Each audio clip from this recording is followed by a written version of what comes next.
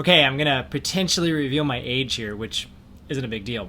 But if you wanted to, you could figure out how to do the math on this. In 7th grade, my mom introduced me to Robert Kiyosaki. Not the man, but the book. She had listened on the radio and had just heard this interview of this brand new book that had come out. And she was like, my son needs to read this, which is kind of awesome if you think about it. To have a mom who says, yeah, my son should listen to this book called Rich Dad, Poor Dad because he's into this kind of stuff. Which, how do parents do that? I have little kids and I guess they're not in 7th grade yet, but it's just, you're impressive, Mom. You're impressive. So we would sit around at the house after dinner. We would read the book, talk about the concepts. I still have a copy. It's awesome. I highly recommend it if you have any sort of interest in investing whatsoever. That's a great book. His second book, by the way, Cash Flow Quadrant, is by far my favorite book. Maybe not of all time, but I absolutely love it. It's really great. So one of the things that I love about Kiyosaki is the steadfast adherence to buying assets. That's just been his drumbeat since the very beginning. When you have money, don't spend the money on buying liabilities. Instead, buy it on assets. And what I think is interesting about him is he has a very specific definition of what an asset is. And it's not the accounting definition by any stretch of the imagination. Instead, his definition of an asset is that it's something that puts money into your pocket. It's that simple. That could be anything. It could be a business. It could be stocks. It could be real estate, which is my current favorite. Here's what it's not. It is not the house that you live in. It is not the car that you drive. It is not the big screen TV that you purchased. I get it. By the accounting definition, yes, absolutely, those are assets because the value of the thing is less than what you may potentially own on it, and you can sell it later. I get it.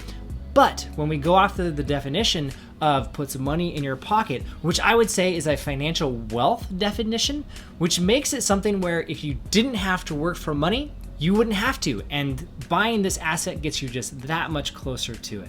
And that's what he talks about in his books, and I think it's absolutely great, and it's just this mindset shift of saying, yeah, you know what? Instead of buying a boat, I'm gonna buy an asset. Okay, here's the other thing that I like about it, is that he doesn't say, don't buy liabilities, which is the simple definition of things that take money out of your pocket. That's it. What he says is buy the asset and then use the cash flow to then go buy that liability. In his example, he uses a Porsche, which, is cool. But for me, this is what we did. So when we owned our first rental, my wife said, I want to get a dog. And I quickly did the research and figured out, okay, here's how much a dog costs. And more importantly, here's how much it costs to continue to take care of a dog. And doing some real rough math estimates, we figured out that it was going to be about $100 a month. And so I told her very clearly, once we are able to raise the rent by $100, we can get a dog. And we did that by doing some improvements and things like that. And sure enough, eventually we raised the rent by $100 and we got the cutest little dachshund ever. He's hilarious. He's awesome. We are so happy to have him. But here's the cool part. My job never paid for him. From day one, we bought an asset that provided cash flow that then paid for him. And what's been kind of cool is that $100 a month number has been a little bit high. And so that extra 100 has actually been building over time. And I try not to talk about this with my wife because it could be hard. He's not going to be with us forever. But the cash flow from that property will still be, which is pretty cool. So that's Kiyosaki's plea, is to say, stop buying liabilities, stop spending it on these things. Instead, with the extra money that you have, buy assets, and then only with the assets do you go off and buy other things. Now, if you've got some debt right now, I would say pay those off. That is your focus. It's not even like, oh, I have some debt. You really need to have the mindset of, I have a debt emergency. I need to pay this off because you're going to have a guaranteed return, and then you'll have the freed up money to go off and buy assets. There's all sorts of ways to do it. And you could do it actively. You could start up a business, or you can invest in a business, like in the stock market.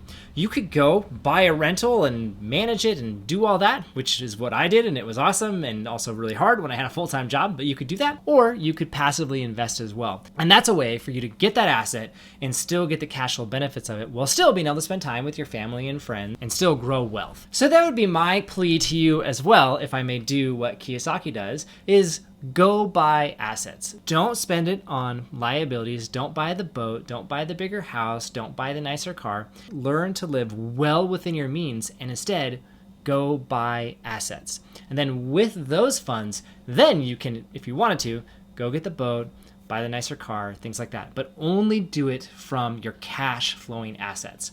And that is a recipe for financial independence and financial wealth, of being a good steward of the resources that you have. If you found this helpful, please like the video. And if you want to get more tips on how to maximize your cash flow while minimizing headaches, please subscribe.